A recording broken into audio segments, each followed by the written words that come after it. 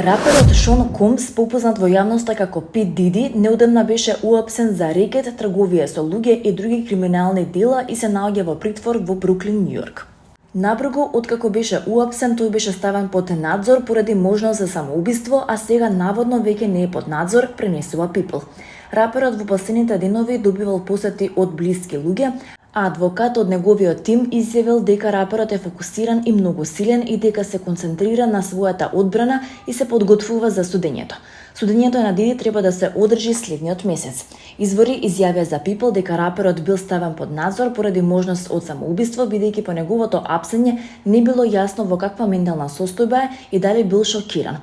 По многобројните обвинувања за сексуална злоупотреба, силување и други работи, раперот во петокот беше обвинет и од жена која тврди дека неколку пати ја силувал и ја дрогирал. Наведно после тоа таа останала бремена.